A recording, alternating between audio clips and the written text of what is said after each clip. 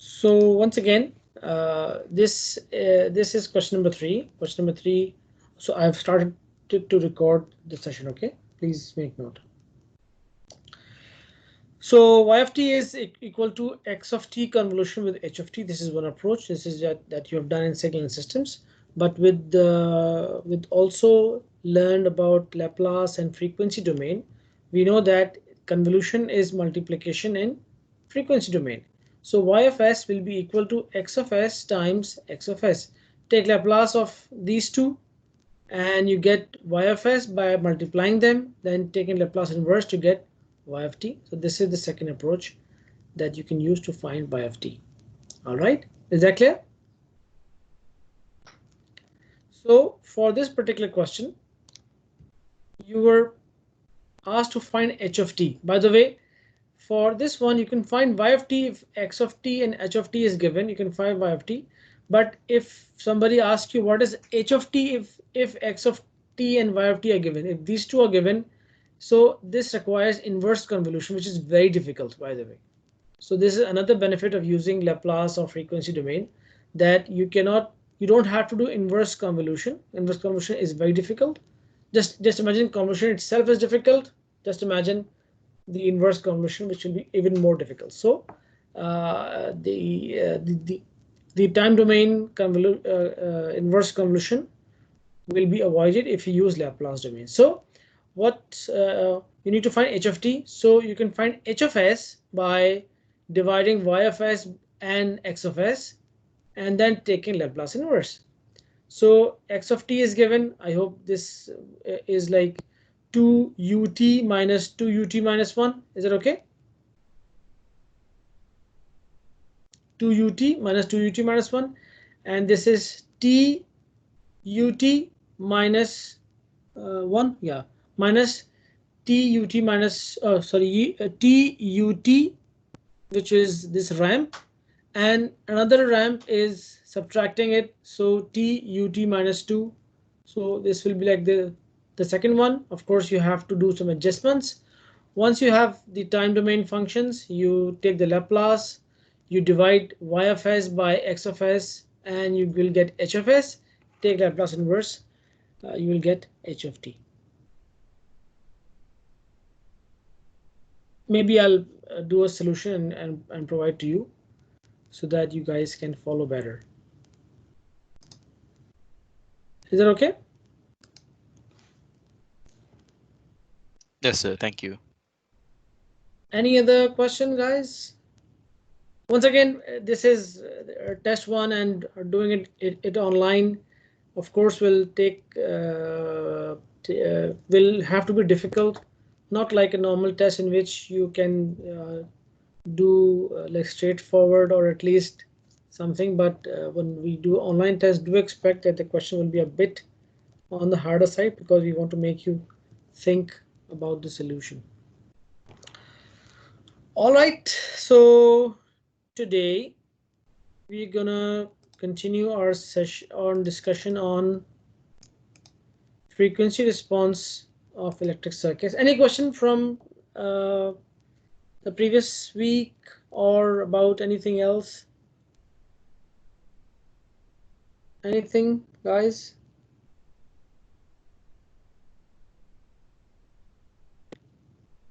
No? I feel that there's a bit of sadness in you all. Nobody is responding today. Nobody is even raising any concern, and nobody is saying Asfar is the brave one.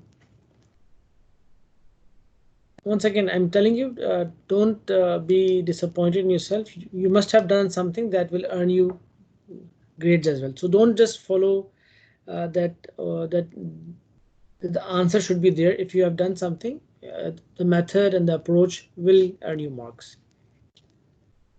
All right. So can I proceed or not? Is that okay? Yes, sir. Can. Okay. I still feel the sadness, the pain. I don't want to give you pain, guys. All right. So once again, frequency response. The The topics that need to be discussed in this one are introduction, transfer function, series resonance, parallel resonance. Resonance is a condition at which the circuit performs at its resonating frequency and produces or works on maximum power. And we saw some glimpses of some particular circuit while we were talking about, like, maybe this one. Yeah, we saw these circuits, and we saw these responses for the frequency. For different frequencies, you can see that this was a low pass filter, this was a high pass filter. This I did not name it, but it's actually is a band pass filter in which we can select a particular band to pass through and the rest of the frequencies to stop. So these could be. So we will be needing circuits with different frequency responses. And I did not mention how we found out these plots. Well, as a matter of fact, if we just take the transfer function and take its amplitude and the phase, and we plot them uh, uh, and we plot them against the frequency. So basically, this is actually frequency, and this is the magnitude. So for each frequency, we will find the magnitude, and we'll keep on plotting. Just imagine, but finding the magnitude means we are doing the square root of the real and the imaginary of the whole function for different frequencies. So either we have a MATLAB or computing device that can do it for you. Otherwise, if it's to be found out for all frequencies, it will be very inconvenient. You agree with that? That plotting this particular plot for all frequencies is quite a hectic task. So basically, it will be difficult to plot. And secondly, one more thing is what is the range of frequency here? What is the range of frequency for this one? What is the highest frequency going this? 0 to infinity. So just imagine if I'm plotting between, suppose, 0 and 10. Okay, so this is 0, and then 1, 2, and 3, and suddenly I have 5,000. Can I plot on the same paper? So this was 0. Then I go to like 1, 2, or 20 maybe, but suddenly I have 5,000, because you can see that for this particular plot we need frequency higher than some particular value. So it will be difficult to plot on a linear scale. Linear means that they are, say, increasing normally, like 1, 2. So the distance is equal for all of them. What is the solution? Logarithmic plots. To cater the wide range of frequency, we will use logarithmic scale. So this is a normal plot in which we have seen it in like high school or maybe in engineering. This is a normal plot. You can see that the can I zoom in? How to zoom? Nope. Zoom. So you can see that this is like normal 5 and then 10 and so on. This is a normally linear scale. But once again, if suppose this is 1 and this is 2 and this is 3 and I have 5,000 or even 20, I cannot plot it. If this is 1, 2, 3, this is maximum going to 10 maximum maybe. So I cannot plot 20 on this plot. So we use logarithmic scale. Logarithmic scale looks like this. So you might have seen this before. If you have not seen it, or if you've seen, just take a closer look. Let me go and zoom again. So basically, you can see that the divisions are 1 and then 2. Or let's say go for the big divisions. The first one is 1 and then it's 10. Then it's 100. Then it's 1,000, 10,000, and so on. So every big mark multiplies with 10, which is coming from log, actually log of base 10. Then where is it? Yeah, 1,000 and so on. So this means between this and this are numbers from 1 to 10. From the mark this and this will be between 10 to 100. Here will be 100 to 1000 and so on. So the marks are decreasing after some time. So you can see that between 1 and 2 and 3 are different. So this is logarithmically, and these are coming from actual log values. So this is like 1, 2, 3, 4, and so this mark should be about maybe 8 and 9 and 10. And so similarly 10. So 11 is just somewhere over here, 12, and it gets closer and until 20, then 30, 40, and this is 100. This will be, what will this number be? Anyone?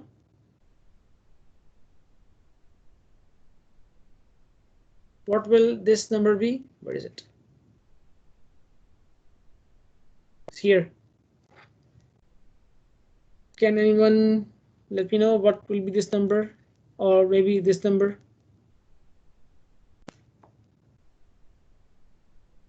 I have to 300, wake, I 200. have to wake you up. Amirul, can you tell me what will be this number? Somebody mentioned. Okay, as Mohammed said 200, 300. Yes, very good. So this is like 200, 300, 400, 500, 600, and then 1000, 2000, 3000, and so on. Okay, this way, if I have a plot which has values from maybe 2 and 3 and 70 and 500 and 2000, so 2 and 3 and 7 and 70 and 200 and 2000 can be easily plotted. You understand this? The benefit of using logarithmic scale. This is a semi-log. Semi-log means that on the x-axis only there is logarithmic, y-axis is still linear. We also have log plots, which is logarithmic here and logarithmic here as well. All right, is that clear? So what is the benefit of using log scale? That we can have values, I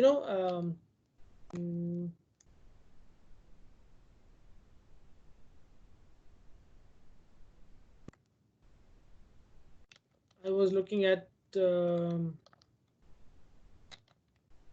days about coronavirus, and the numbers are increasing and increasing, but just to show you how they are using. So you see that these numbers are almost gone. I cannot see these numbers. Can you see this?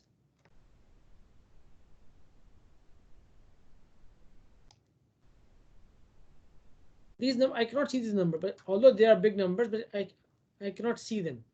But that's why I have logarithmic scale. So I can see that these numbers are also there. Right?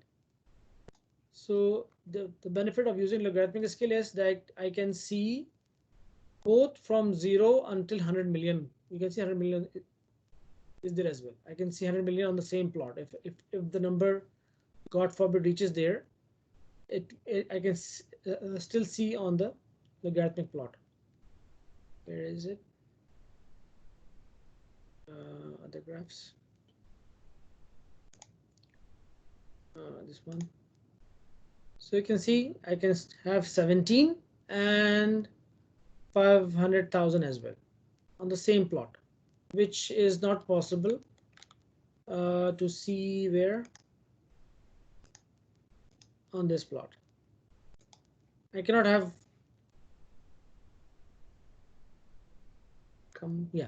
I cannot have like 17 and 500,000 on the same plot, but I can have it in here. I can have 17 somewhere around here, and this is 10,000, 100,000, 500,000 is somewhere around here. All right, is that clear? So this is the benefit of using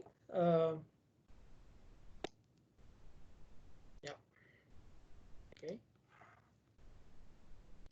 So it is a systematic way of obtaining the frequency response of a circuit. So rather than finding the magnitude and frequency and phase for each frequency, what we can do is to use Bode plot and doing it in a systematic way to get the frequency response of a circuit. Okay, we will be doing some approximation. So this is not an exact plot. but it is good enough for our purpose. They use logarithms and decibels to express gain versus the frequency. Decibels. Decibel. What is decibel? Have you heard of decibel before?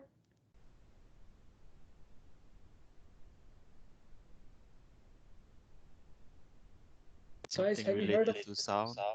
related to sound? Okay, very good. Basically, this is named after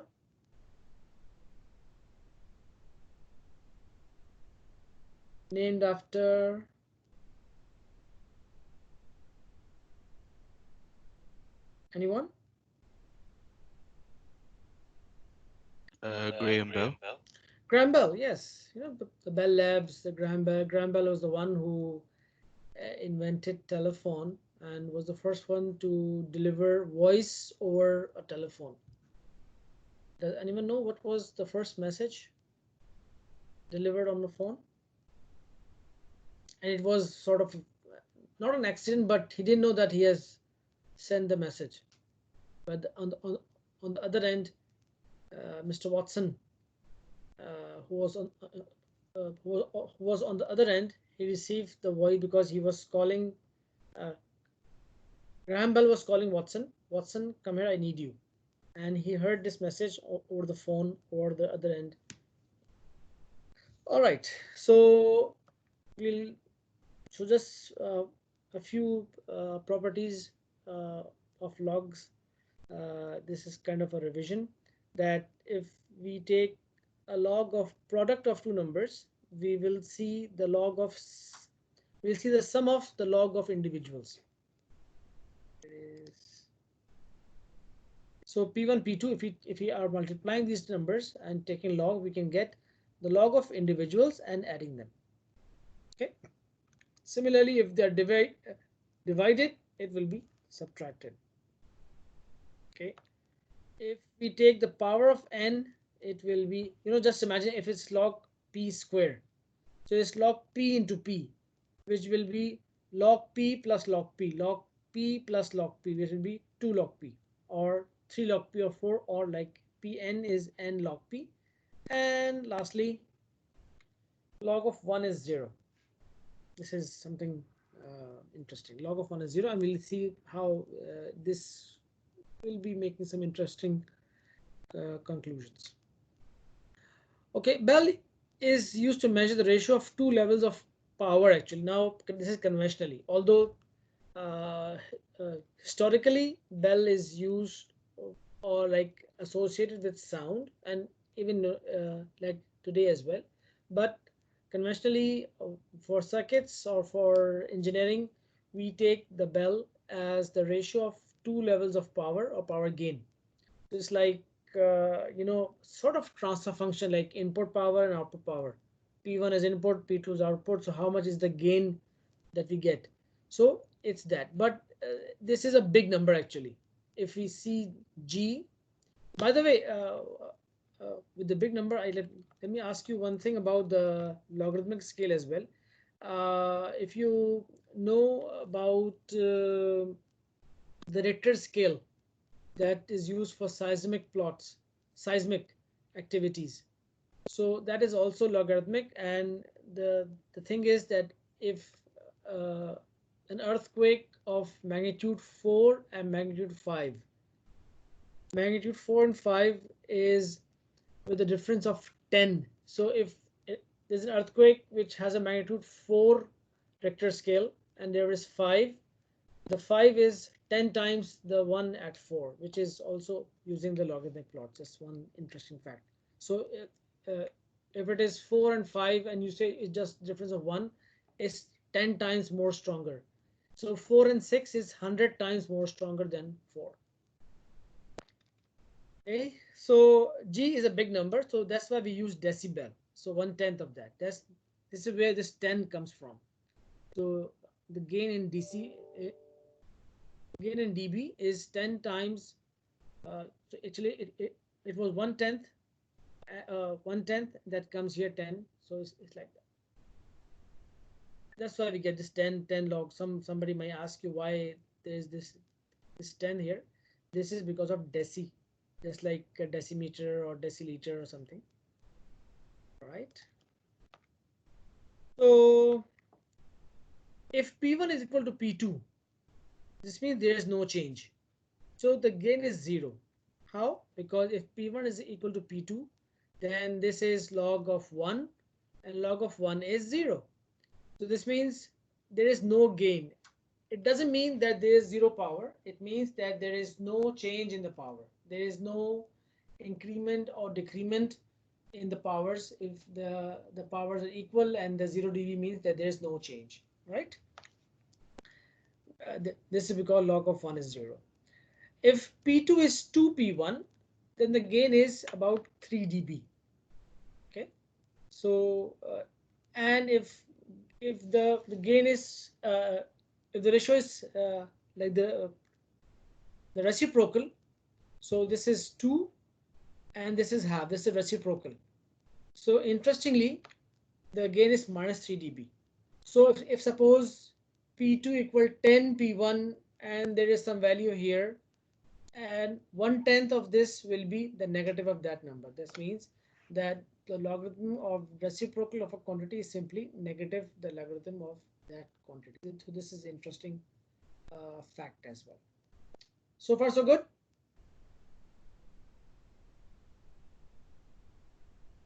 Guys, so far so good.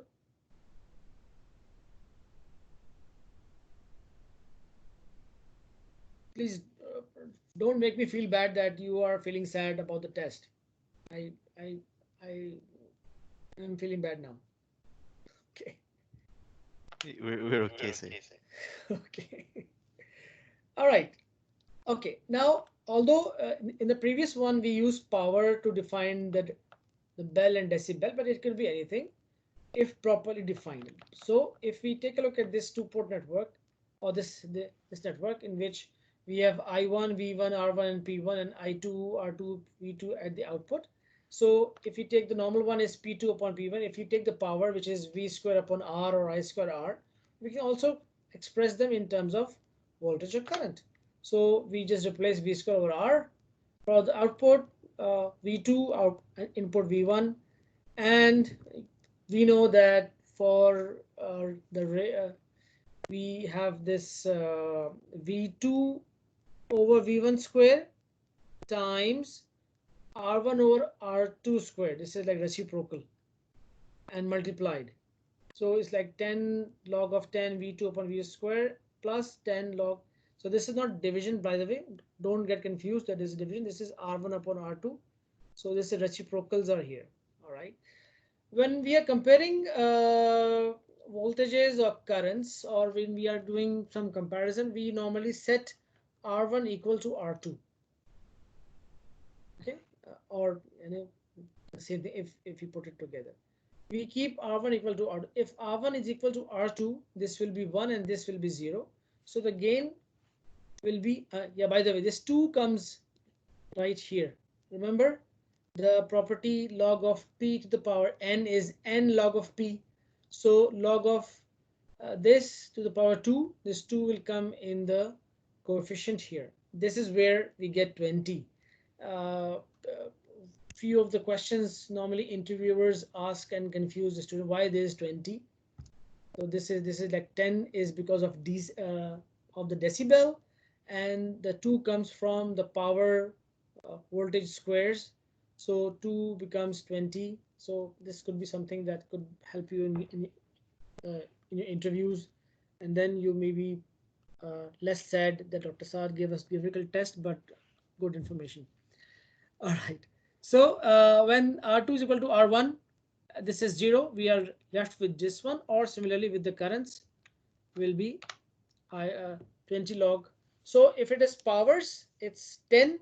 If it's voltage or current, will be 20. And by the way, we are talking about same quantities, V2 over V1, I2 over I1. So we are talking about transfer functions having voltage output over input or current output over current input. We can do it like this. So just a reminder, 10 log is used for power, 20 log 10 is used for voltage or current because of the square relationship. So far so good. Okay, too much information together, but okay, let's go step by step. Both plots are semilog plots of magnitude and phase. So if there's a function, transfer function h, we can write it as h angle. The h is the magnitude and the phase which is coming from the phasors. So remember, transfer function is a fraction of some expression in the numerator and some in the denominator. They are complex numbers. We simplify it to find the overall magnitude and the overall phase to get h and phi. And in principle, we are supposed to plot these against omega or s. But it is very difficult to do it for all frequencies, as I mentioned before. In a Bode plot, okay, now this is pronounced as Bode. Some people say Bode, some people say Bode. It's actually Bode. It's the name of a scientist, mathematician, and it is plotted in decibels. So h, the magnitude, is plotted in decibels. The phase plot is against frequency. So on the x-axis is omega, frequency, and y-axis is decibel for magnitude and degrees for phase. Okay, and they are done on semilog graph paper. Semilog means on the x-axis is omega is in logarithmic, and on the y-axis is linear, semi. Oh, this should have come step by step. So please don't look all that is here. Just let me just, so that it's,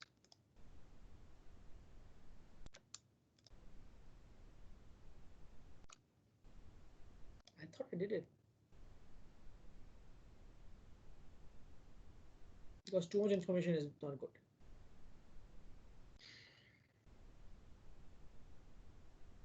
All right. So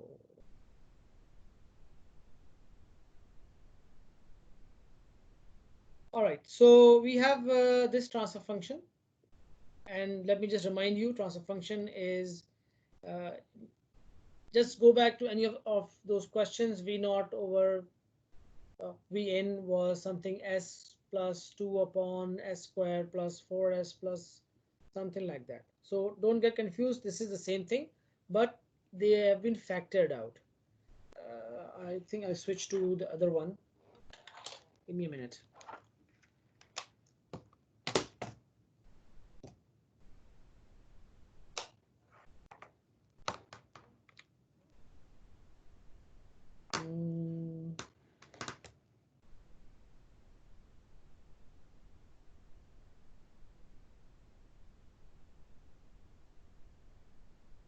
I have not opened it.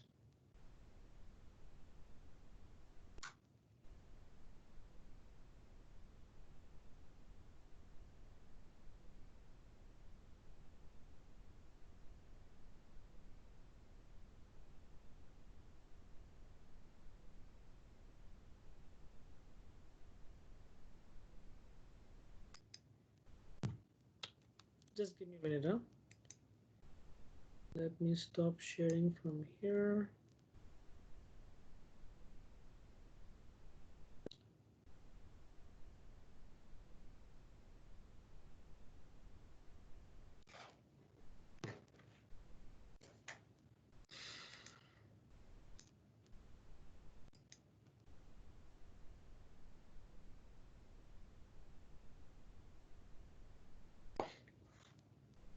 Okay.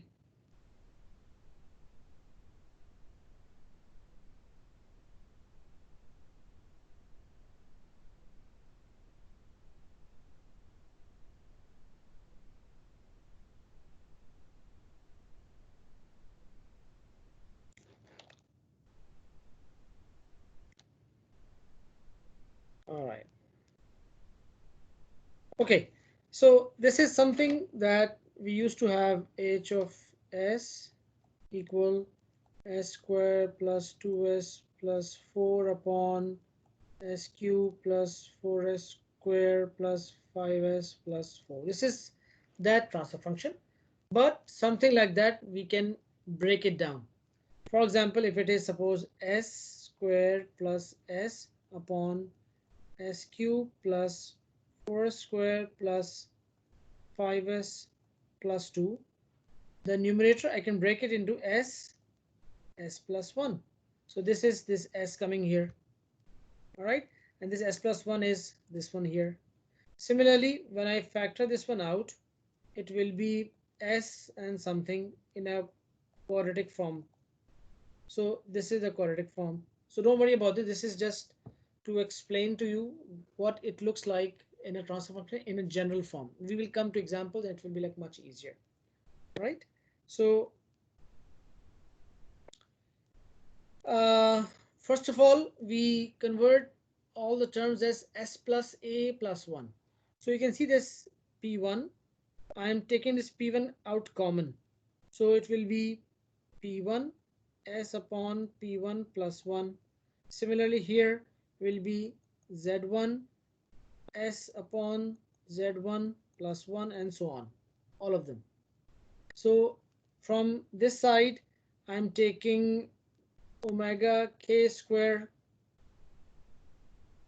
as common, will be s square plus omega k square plus 2 zeta omega k upon omega k square plus 1. Is it okay? This is how we are just doing it. It's just like taking every, so we don't have the constant term. Constant term is becoming 1. Constant term is becoming 1 and everything else is. So basically what we get is like this. So you see s plus z1. Let me bring the pointer. The s plus z1 is actually s upon z1 plus 1. I have taken z1 common here. Similarly, p1 common here, we get s upon p1 plus 1. Similarly, omega n square common here. So s square upon omega n square, 2 zeta 2 s upon omega n and so on. Right? And all these things are just numbers. So this can be merged into this k. This k is like absorbing all those numbers. Right? So for example, if I have, let me take an example.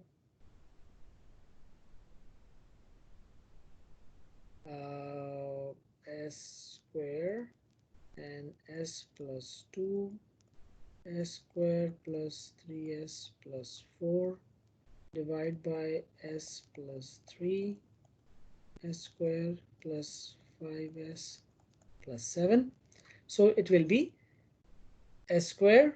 I'm taking 2 from here, will be s upon 2 plus 1. 4, so 4 s square upon 4 plus 3 upon 4s plus 1 divided by 3 s upon 3 plus 1 and 7. 7, so where is it? S square upon 7 plus 5 upon 7s plus 1. Is it coming or not? I cannot see it on the other screen.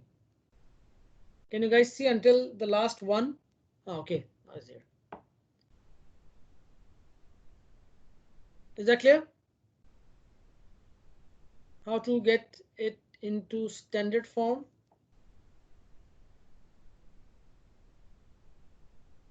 Okay, and then just simply rearranging. I'm rearranging because the way we put it for the thing is we switch these two. We bring lowest to highest like this. So will be like this. It's the same thing but just switched.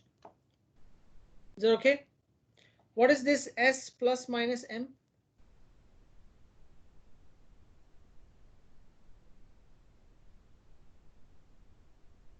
If it is s, let's say plus 2, this means they are in the numerator and they are zeros on the origin. If it is s minus 3, this means this will go down, will be s3 here, and this will show that they are poles at the origin. And since if suppose they are s2 and s3 together, they will be like cancelling out. That's why just one term is there. Okay, so don't worry. If it's like plus, it will be a 0. If it's minus, bring it down, will be a pole. Can I proceed? So far, so good. So now, if the question is given to you, the question could be given to you something like this. You have to convert into like this and then like this. Today the internet is a bit slow. All right. So now that we know that S is equal to j omega, so I can replace S all with j omega. J omega, j omega. There should be, no, there was no j here. Oh, was there? I have to see. Is there a j here? No. There should be a j. J, j. Please note. All right. Will there be a j or not? I'm not sure. I'll confirm with you guys. So again, give me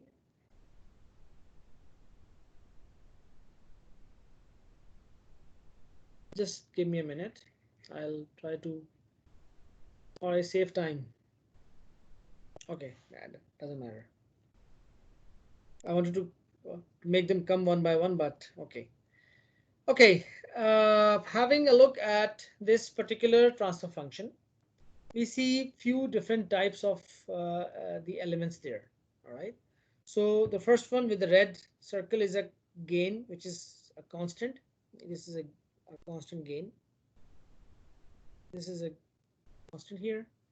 Then could be a pole at origin or 0 at origin. This is actually, I think this is easy understood in this expression.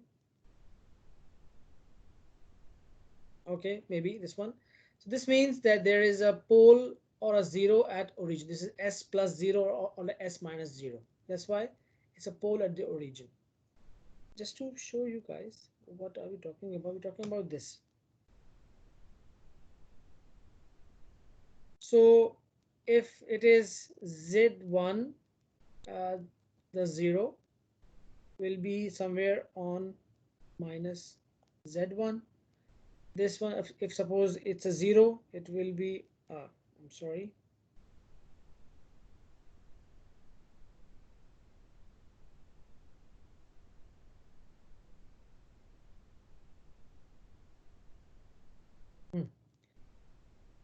Okay, so P1, I'm sorry, P1 is represented by the cross, so minus P1, Z1 maybe here, minus Z1. If it is a 0 at origin, it will be a 0 at origin.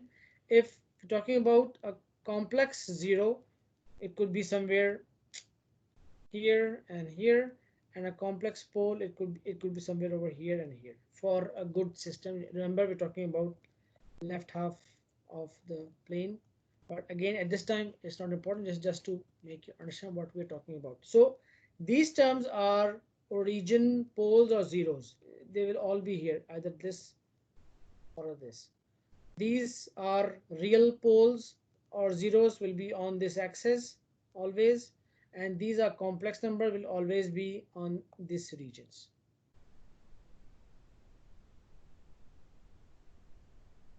I think the internet is very slow today. How are these markings coming as I'm going on to add them or later?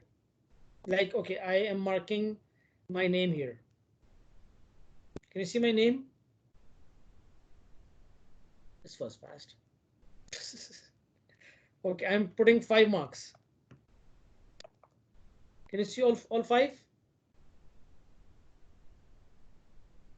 Wow. All right. So we see different types of elements here. So this is a simple gain, again. Okay, these are poles or zeros at origin. These are simple zeros and simple poles. Simple zero, simple pole means they are on the axis. You cannot have a simple pole here or simple zero here. Cannot have, because they always occur in complex conjugate pair. Whenever they are not on this line, and if you find something here, there will definitely be another thing here as well. Right? Okay. And lastly, yeah, this is the complex quadratic pole or quadratic zero, the last one. So still nothing complicated yet. We're talking about a transfer function giving an S domain. You change it to 1 plus S upon something, all of them, then replace S with j omega, and you identify what terms are there. So when we are talking about plotting the plotting the board plot, we need a few different types of them. And remember the board plot, if I go back, where is it? Board plot is the plot of this. It's a plot of this, h and phase, magnitude and phase. So we need to find the magnitude of the transfer function. So if I want to find the magnitude of this transfer function, magnitude, and then have to take log as well. So would you agree if I write it like this? I'm using some simple things. Will be log 10, 20 log 10 of k plus 20 log 10 of j omega, for example, plus 20 log 1 plus j omega upon z1. Let's say I don't have this, minus 20 log 10 of 1 plus j omega upon p1. Do you agree with this?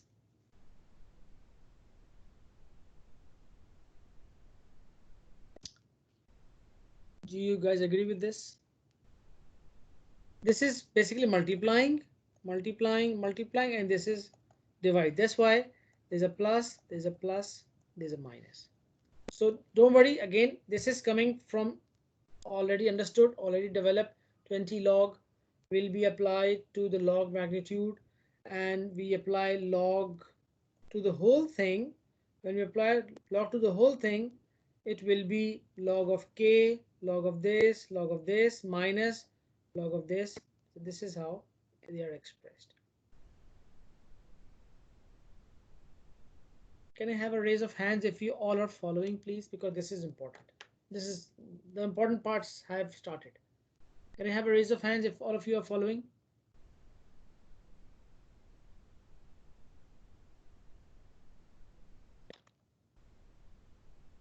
That's my team.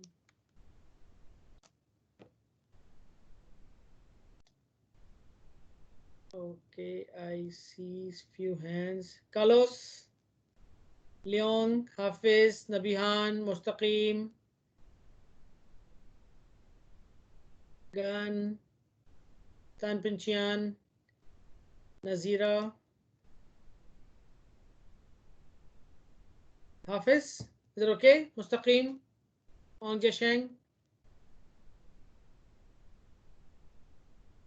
Are you all following? Just make sure that it's like these are basic concepts, because we will build up on that. All right. Hopefully, I have checked everyone. If anyone, let me know. All right. I don't need this. Okay. So now what we're going to do is to do an approximated board plot that simplifies a lot of things. uh, I'm sure that in the beginning you would say this is not simplified, but later on you would agree with me that this helps a lot in plotting the magnitude and phase. So each factor of the transfer function is approximated by a straight line. Just imagine straight line, and let me show you the. Let me draw again the low pass filter. it was something like this. So there are so many points that you have to plot, or for a high pass filter you have to have so many points. But imagine if there were just these lines. It's much easier, right? They approximate the actual plots to a reasonable degree of accuracy. There is, of course, there will be some error, but the convenience that we get and the time that we save is worth to do this approximation. Okay, and they are a very powerful engineering tool in a sense that from the board plot we can see what magnitude is allowed, what power will be there, what will be the phase, how much margin. Later on you will see how much margin do we have for a particular operation, but right now we're learning how to plot a board plot. Maybe I'll give you one example of actual application, but just for understanding the concept, not for this particular course. Okay, okay, not this one. Okay, again, I was expecting that this have been animated. Anyways, so or maybe after this I'll take a break so that I fix the other animation if there's any problem, and then we can continue. Okay, let's continue. Let's take a look at the first term, the gain k, and we have taken 20 log 10 of k. So k is a constant number. It could be 10, 20, 45, or 33.7, or minus something. It could be any number. Okay, so we just take the log of that, and we actually take the magnitude of that number, the log of that number. Okay, this is always positive, I believe. So we take the log of that number and we go for that. Does this depend on frequency? This does not depend on frequency, so it is for all frequencies. This is the logarithmic scale here, the semi-log. You can see 0.1, 1, 10, 100, and so on. It's like every next marker is 10 times the previous one. And since this is a constant number, it is available for all frequencies. It is available for all frequencies. Is that clear? Okay. Okay, Hafiz, your hand sign is not there. Yes, Hafiz, anything? Or you want me to repeat something? Hafiz, unmute your mic. I want to hear your voice. Nothing, sir. Nothing. You wasted my 30 seconds. Sorry, sir. It's okay. So once again, yes, I'm taking a break. Don't worry, Nazirul, no problem. So this is a constant number, and we take it, take the log of it, multiply by 20. We get it for all frequencies. For a constant number, there is no phase. A constant number is basically, let me show you. A constant number is simply 2 or 4 or 7. They are basically 2 plus j0, 4 plus j0, or 7 plus j0. The phase is, if you remember, is tan inverse y upon x. So every time y is 0, so this is 0, so tan inverse is 0, so phase is always 0. So for a constant term, we will get a 0 degrees for all frequencies. Okay, I repeat, for k, we take the magnitude by taking the log and multiplying by 20. We see and we just plot it, and this is for all frequencies, and for a constant number, 0 degrees for all frequencies. Okay, we take a break here. We take a break for maybe 5 to 7 minutes. Let me fix if there is any issue with this, with the presentation, and we'll continue with plotting the rest of the, not rest, maybe two major things of the transfer function, right? Take 5.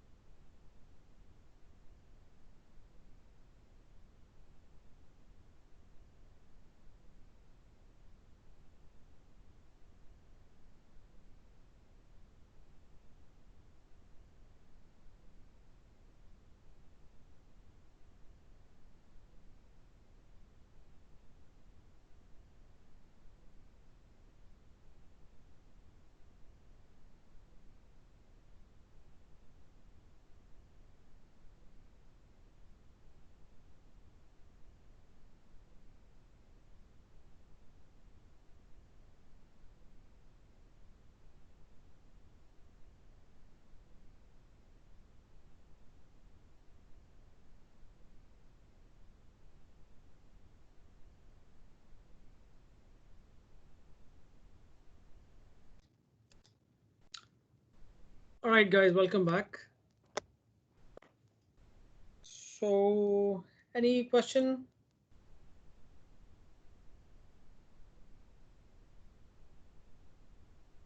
Where were we?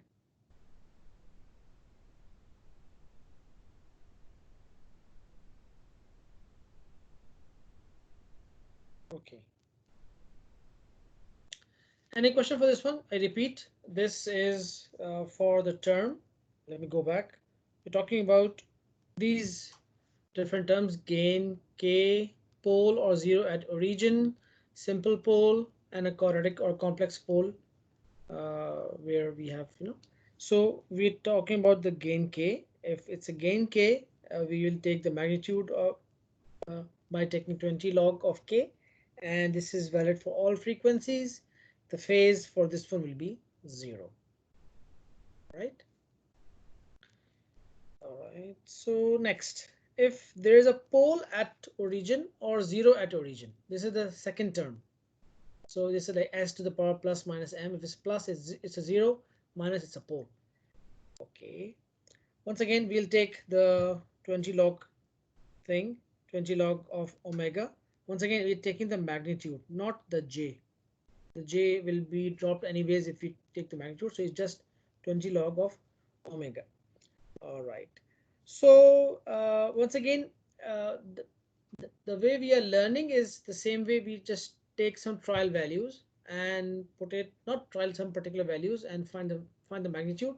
For example, if we take omega at 0.1, the magnitude is minus 20 dB. So if anyone wants to try log of 0.1, you can try it in your own calculators. Can I? Yeah. Yeah. Scott, let me just show you. Where is my calculator?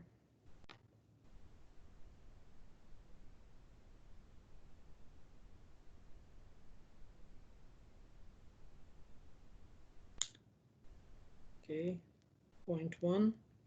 I need the scientific one of, I take the log. Oh, point 0.1 log is minus 1.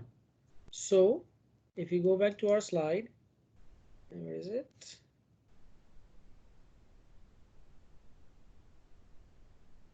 So 0.1, if we keep it here, we'll get a minus 1, and minus 1 times 20 is minus 20 dB, which we can plot. I don't want this. To turn this off. Okay. This is the mark that we get for, if you can see that this is the mark. It's not clear. So 0.1 and minus 20 dB. Okay. Next we take 1. Omega equal to 1. Remember, log of 1 is 0. So 20, 0, we get 0 at 1.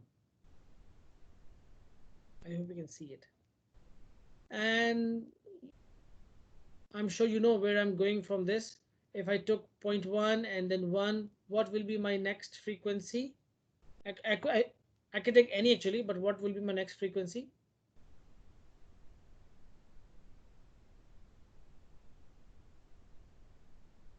Yes, keep thinking. Let me know. What will be my next frequency? I took 0.1.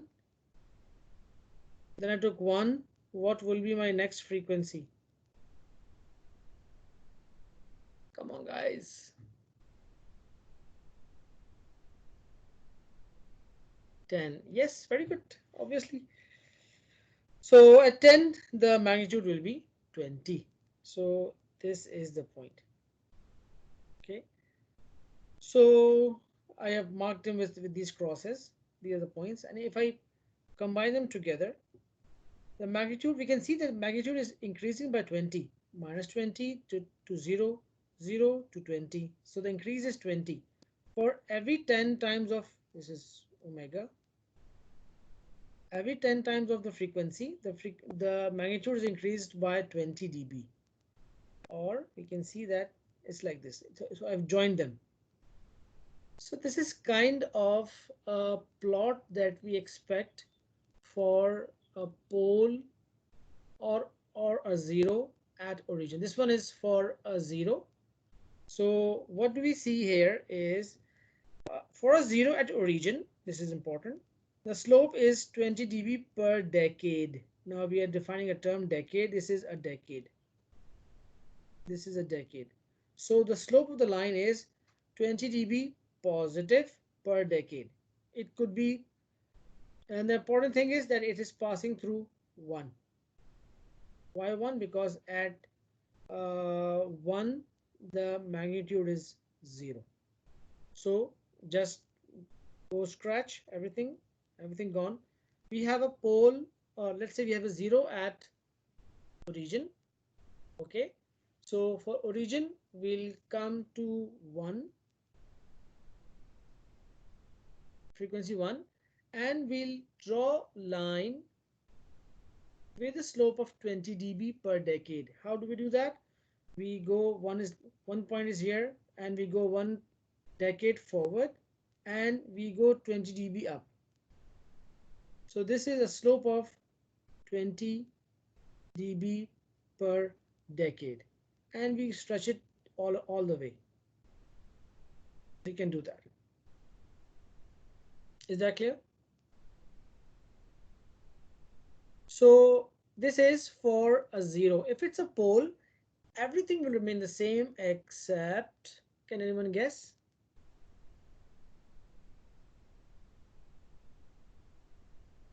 This was for a zero. Can anyone guess what will happen if it's a pole?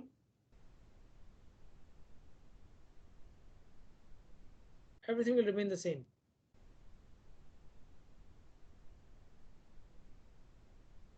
Yes, minus 20 dB per decade. So it will be here, starting from here, but like this, or more clearly, this is 20 dB per decade, and for the pole will be minus 20 dB per decade. Is that clear? So just imagine you have a transfer function h j omega s plus 2 upon s square plus 4s plus 4, for example. So you have taken care of this, and if suppose there was this 10 as well, you have taken care of this 10 and this s in this slide and the previous slide. So far so good. What if we have s square? I did not mention it here, so let me do it here. There is a link. If it was s square or j omega square or something, okay, this means what happened with a single j omega, a single zero at origin? The slope was plus 20 dB per decade, starting or less centered at 1. If it's s square, it will be plus 40 dB per decade. So it would have been, stretch it down, minus 40 and 40 would have been something.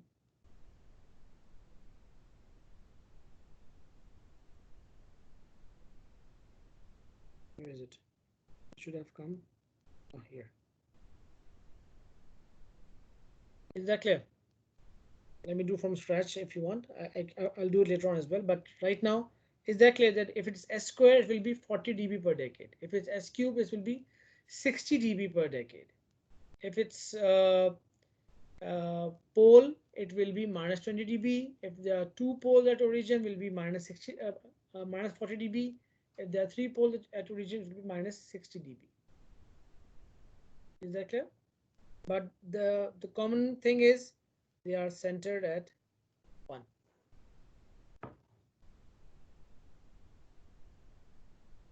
Can I proceed?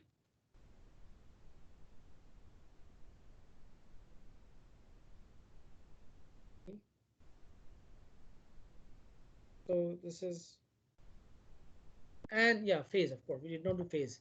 So remember the x plus jy, which is a complex number, if it's z equal to only jy, so the phi is tan inverse y upon x, and since x is 0, so tan inverse y upon 0 is 90 degrees. So if it's j omega or a 0 at origin, the phase is 90 degrees. If it is a pole, it will be minus 90 degrees. Okay, take this off, it will be like this. So for a 0 at origin, the phase is 90 degrees. For a pole at origin, the phase is minus 90 degrees.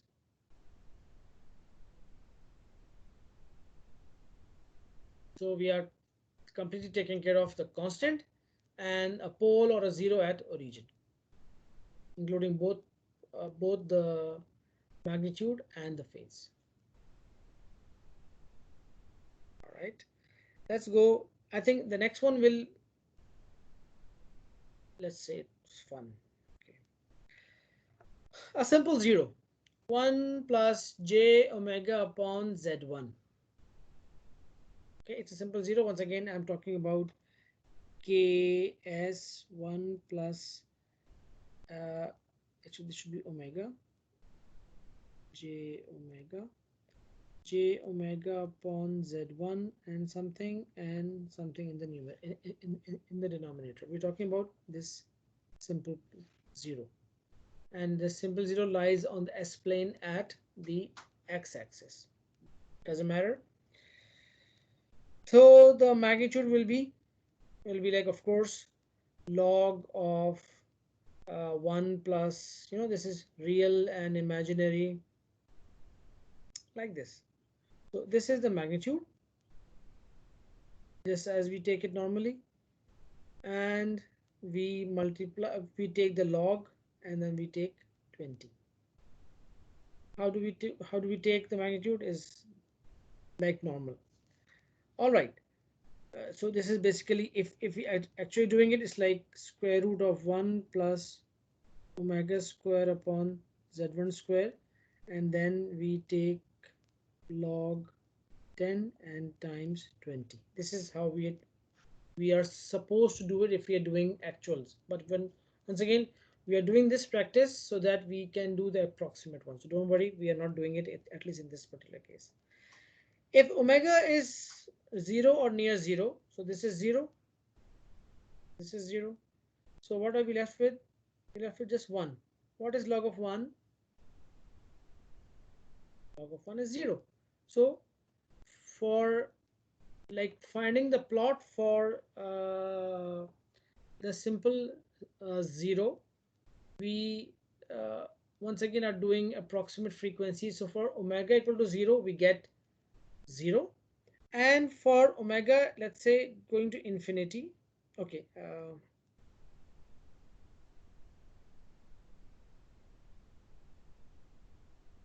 I'll come to that, don't worry.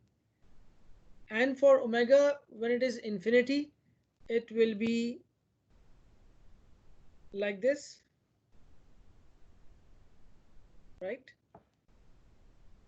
So will be some value that depends. So as it goes, it could be a value. The important thing is here. Okay, let me take off everything. Now we're talking about some magnitudes for values 0 or near 0. For values 0 or near 0, you can see that, let me change the color, green. So for values 0 or near 0, it is 0 dB. You can see that the magnitude is 0 because it's 0. And if you want, you can just try to put values for small values of omega, it will be almost zero. And it's not just that, because it's like 0 upon z1.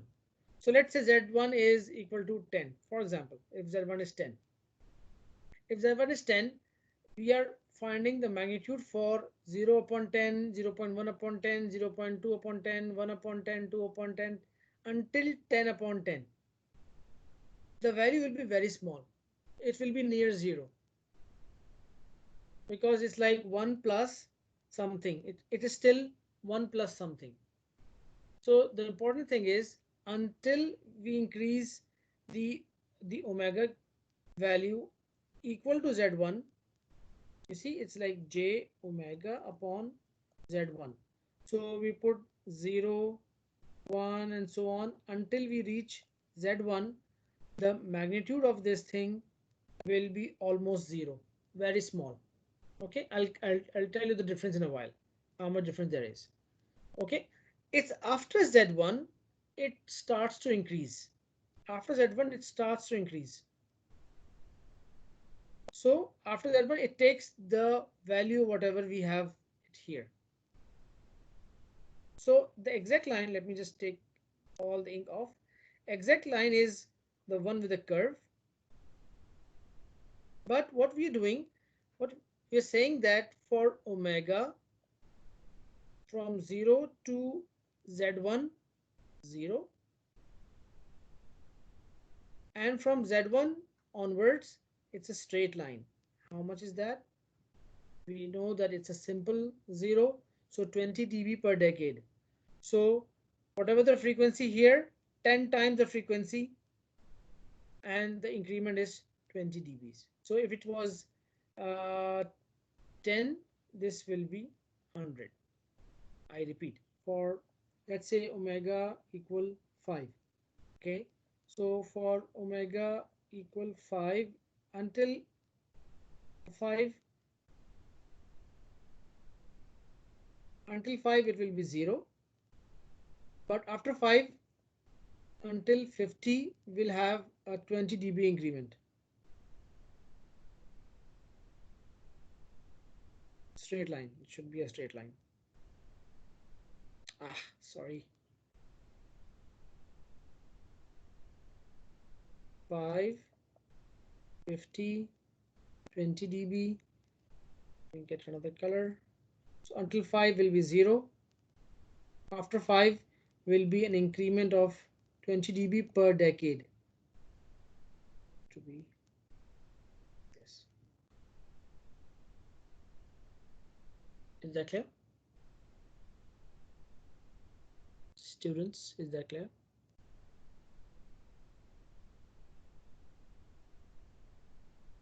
So if we have a simple pole at any frequency, actually we just don't care about whatever happens here. For those who want to just draw the plot, we just take care of this particular frequency. We go to the plot, we find that frequency, and we go to the next decade. And it's not we don't have to do it, because the next decade is the next line in the next box. Let me just show you.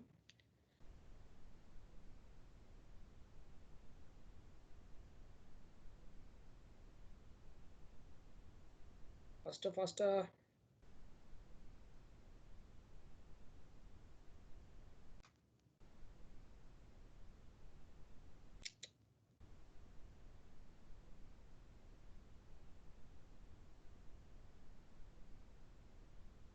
Yeah.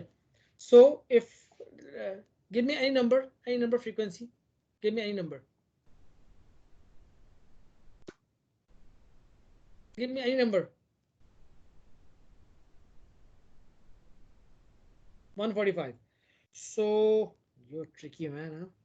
145 is like 100, and this is actually 200. So it will be somewhere in between here. Somewhere in between here. You understand? Change the color.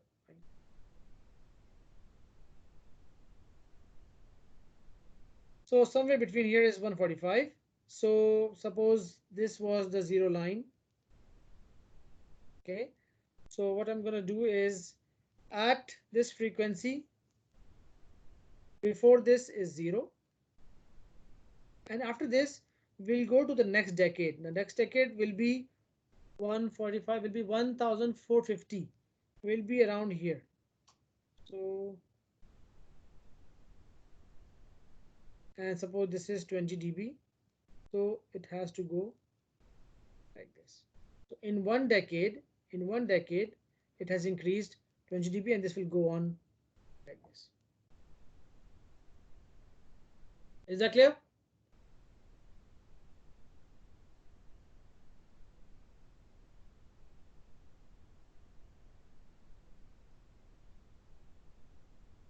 Okay, come on, come on. I've done this, done this, done this, done.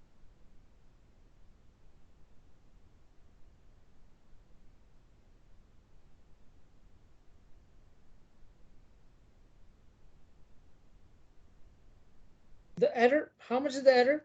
First of all, notice that the approximate plot is close to the actual plot except at the break frequency. Break frequency is, did I mention that break frequency or the corner frequencies are the frequency at which there's a pole or zero.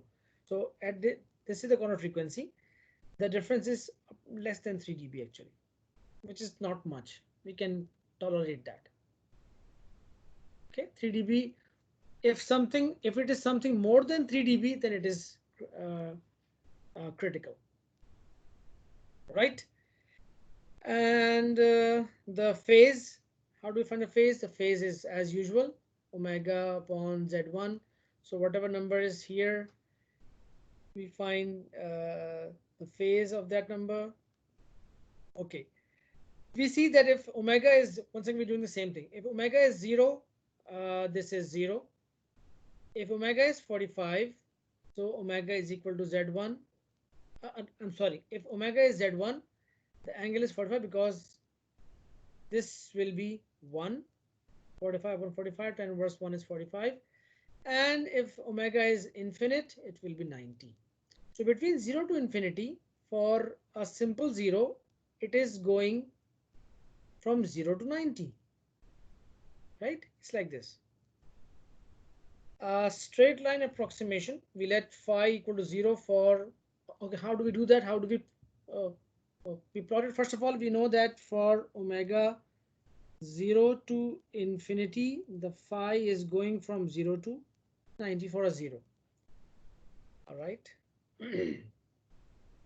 So for omega less than z1 upon 10. So this is like once again 1 decade before z1. So if this is z1, this is 1 decade before z1, we make it 0. Okay, because this is almost 0 anyways. At z1 is 45. So when omega is equal to z1, the angle is 45, and 10 times z1, we can assume it as 90 degrees. So basically what we are doing, let me just erase all the ink. We center it around z1, and it's, let me just get all the values actually. And we draw a straight line, plus 45 and minus 45, or is 45 degrees per decade. The change is 45 degrees per decade. Remember the decade term? 45 degrees per decade is at starting from center frequency, which is at 45, plus 45 and minus 45. Is that clear? And of course, if it is a pole, it will be negative 45 degrees per decade. Negative 45 degrees. So if it's a simple pole, once again, the magnitude has a slope of minus 20 dB per decade, and the phase has a slope of minus 45 degrees per decade. Yeah, here it is.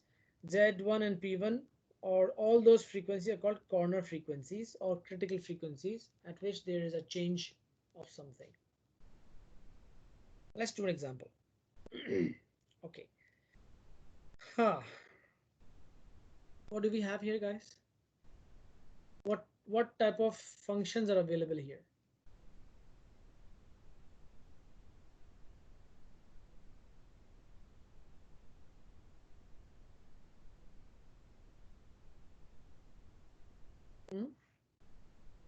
What are the steps to solve this one?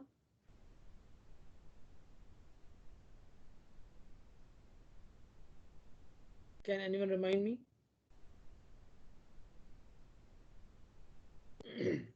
Remember, we need in the form of k s to the power something, and then factors in the form of 1 plus something. Okay, so let's do this. H omega is equal to 200 j omega. Nothing much we can do here, but in the denominator we can do 1 plus 2,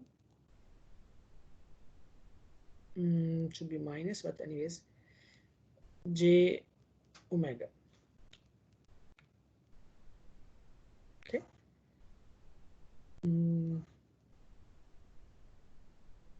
Where is the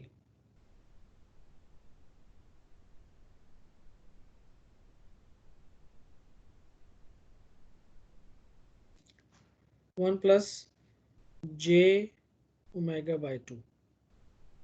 So I have taken a 2 common here. Similarly, I'm taking this 10 common here. So times 10, 1 plus j omega by 10. Is that okay?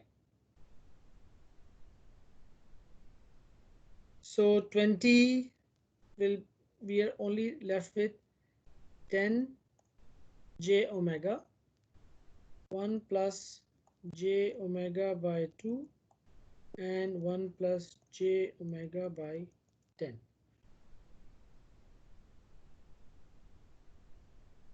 Are you all following?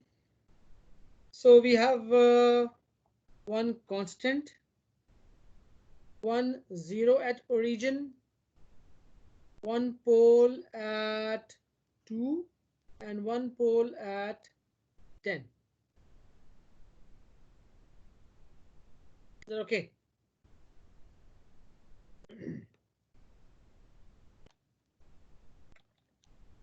Is it okay, guys? Raise of hands, please.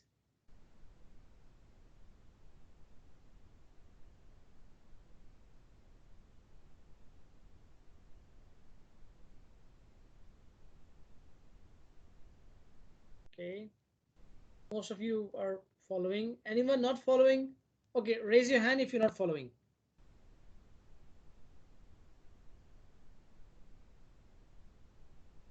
Raise your hand if you want me to do it again, this particular step. Hang Chin Tian. Oh, okay. Okay. Hang Chin Tian, I was excited. Please ask questions. It is already very difficult to teach online. Please ask questions so that I can feel that you guys are there. All right. Okay. So this was the standard form. Okay. Now that we have this transfer function, what we can do is by taking the magnitude and phase. So basically, it's 10, then magnitude of j omega upon magnitude of 1 plus j omega by 2, and magnitude of 1 plus j omega by 10.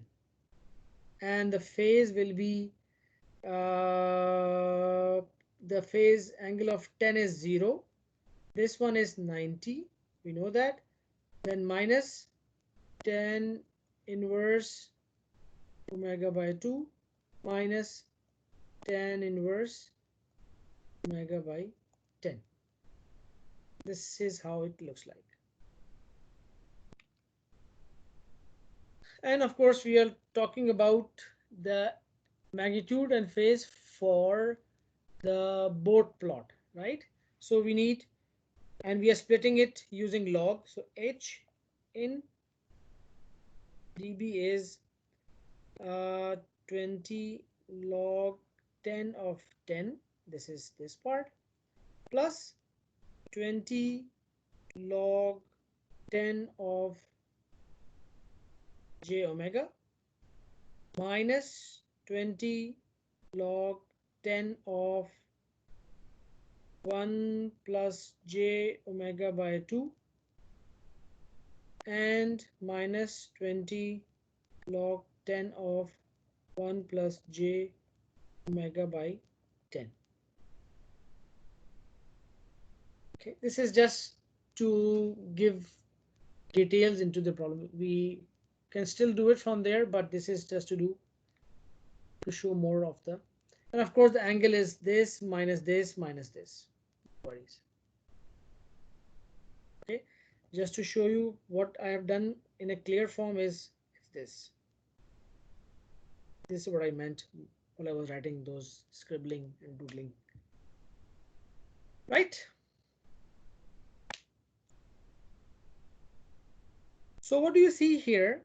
That there is one constant, one pole at origin, 1 0 at origin, one corner frequency at 2 and one corner frequency at 10.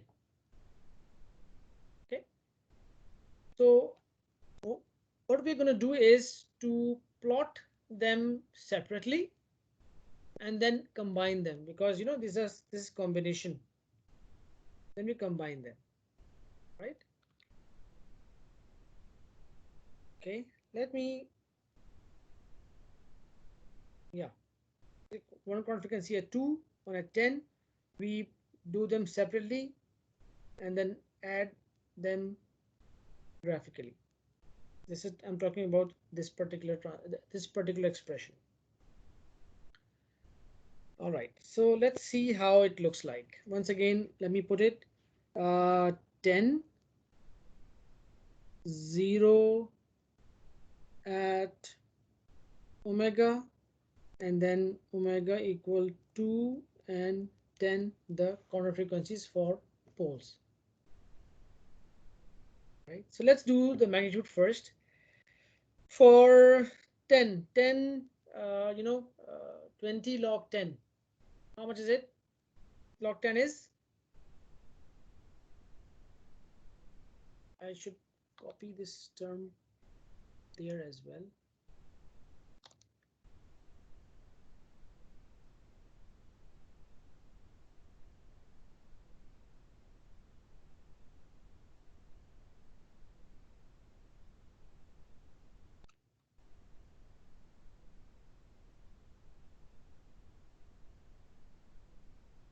Okay. Let's see if I can get it. Okay, I have it now. Okay, so 20 log 10, this is the first thing. Log 10 is 1 and 1 times 20. So for the constant term, which is for all frequency, this is frequency, we'll get a line of 20. This was supposed to be a dotted line, but it's difficult to do a dotted line with my stylus. If you can see that this is a dotted line. This is supposed to be a dotted line, but never mind. Then we have 0 at omega. Okay, 0 at omega, remember we did it that we took 1 as, oh, sorry, not here, 1 at 0 dB, and we went 20 dB per decade up and down. So 1 decade up from this is this point, and 1 decade down is this point. We can draw a dotted line like this. Can you see this line? Can I thicken it? I cannot make it thicker. Okay. Can you see the line, guys?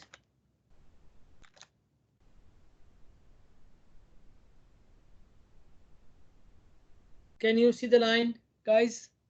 Can you see this line? Now I'm making it a bit darker. Yes, sir. Okay, thank you. So this is done. This is done. Now we talk about this one. So we go to omega equal to 2. Where is omega equal to 2? This is log scale, remember. So it doesn't look like a fair distribution. This 2, 3, 4, 5, 6, 7, 2, 3, 4, 5. I don't think the lines are complete, but let's assume that this is 2, which is not fair, I think. There should be another line. Anyways, this is 2. Okay. And at 2, what we did was we plotted a line 2 to 20 and 0.2, like 0.2, 2 and 20. So if this is 2, then we went backwards here, and shall I change the color so that you can identify? Okay, let me do it again. This is for constant. Okay, let me take blue for the pole 0 at origin. So we start from here, and this is, and this is,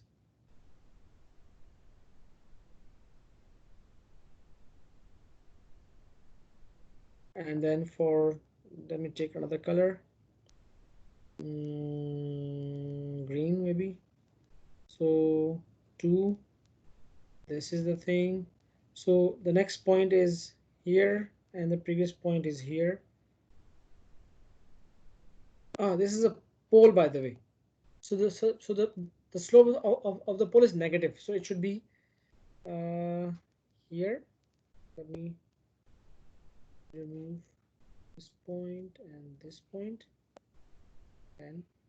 and this the previous point should be 0.2. So here.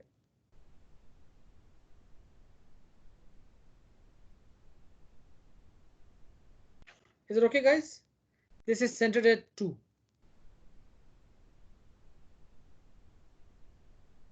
Okay.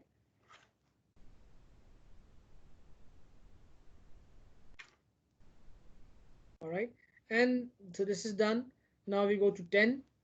10 here. Let me change another color, purple maybe. So from 0 we go to 100 and 1. Again, this is a pole. So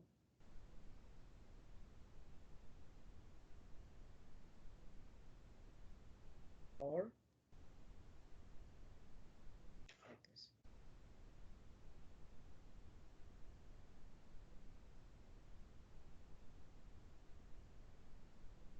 Can you guys see all this? How Yes. many lines do you see? One red line for the constant, one blue line for the 0 at origin, one green line for the pole at 2. So 2, 20, 0.2, and one pole at 10. So 10, 100, and 1, and we make these lines. So far, so good.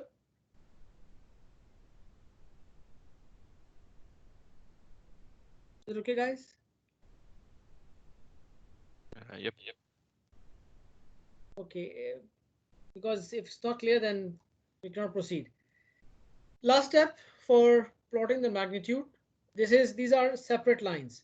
Now we have to combine them, and combining them is just like adding different lines on the same plot.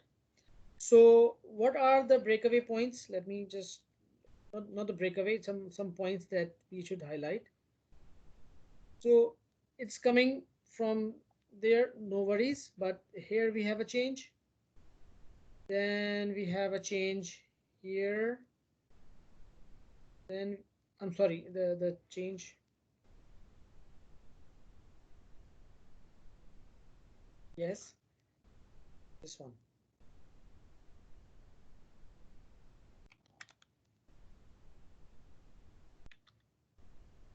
Uh, then we have a change at 2. Oh,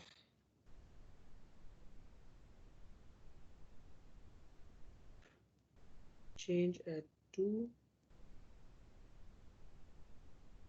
Do we have 0? Yeah, 0 as well. 0 and change it 10. Okay. So in this region, what do we have? We have a 0 and this particular thing. So just add them, simply add them.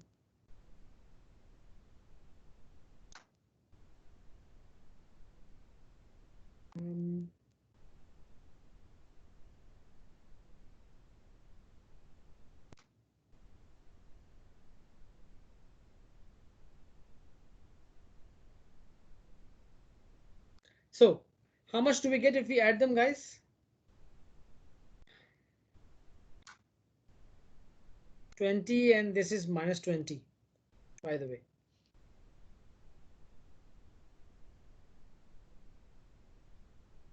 Do we expect that we get something like this is 20 and this is increasing? So this point and this point is 0 and this is increasing, so it's increased like this.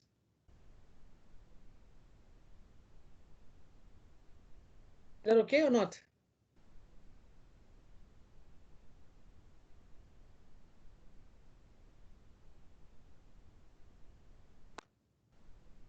Oh, I don't see a response.